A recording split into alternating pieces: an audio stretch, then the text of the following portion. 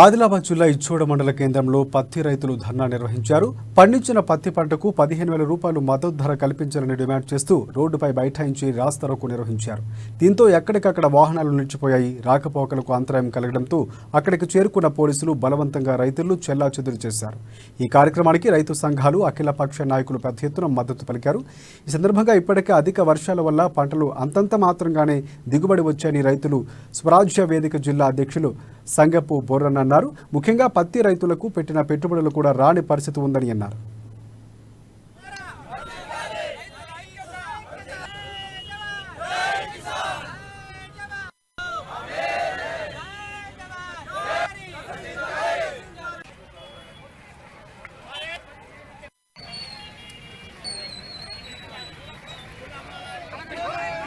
గారు కూడా ముంబైలో 2020లో అదేవిధంగా గుజరాత్లో కూడా రైతును రెట్టింపు ఆదాయం చేస్తానని చెప్పేసి ప్రకటన చేసి ఇప్పటి వరకు కూడా రైతును రెట్టింపు ఆదాయం కాదు కదా, రైతును నట్టేట ముంచి ఆత్మహత్య చేసుకునేటువంటి పరిస్థితి ఏర్పడింది. ఒక పక్క నినాక మొన్న ప్రవేశపెట్టినటువంటి కేంద్ర ప్రభుత్వ బడ్జెట్ లో సీసీఐకి ఓన్లీ 1,00,000 రూపాయలు మాత్రమే కేటాయిస్తే ఇవాళ సీసీఐని పూర్తి స్థాయిలో కొనుగోలుదారులుగా లేకుండా రైతులందరినీ కూడా ప్రైవేట్ వ్యాపారస్తులకి కొమ్ము కాసే విధంగా ప్రైవేట్ వ్యాపారస్తులు తన ఇష్టం ఉన్నటువంటి ధరకి కొనుగోలు చేసే విధంగా ప్రయత్నం చేసినటువంటి ఇవాళ రాష్ట్ర బడ్జెట్ లో మనకు స్పష్టంగా కనబడుతుంది. ఇవాళ సంక్షోభంతో కూడుకున్నటువంటి వ్యవసాయ రంగం నిశ్చయంగా లేనటువంటి రైతాంగాన్ని ఒక వేదిక లేకుండా ఉన్నటువంటి పరిస్థితి కనబడుతుంది. ఒక పక్క రైతుని రాజుగా చేయాలి, రైతుకు రెట్టింపు ఆదాయం ఇవ్వాలి. గారు కూడా ముంబైలో 2020లో అదేవిధంగా గుజరాత్లో కూడా రైతును రెట్టింపు ఆదాయం చేస్తానని చెప్పేసి ప్రకటన చేసి ఇప్పటి వరకు కూడా రైతును రెట్టింపు ఆదాయం కాదు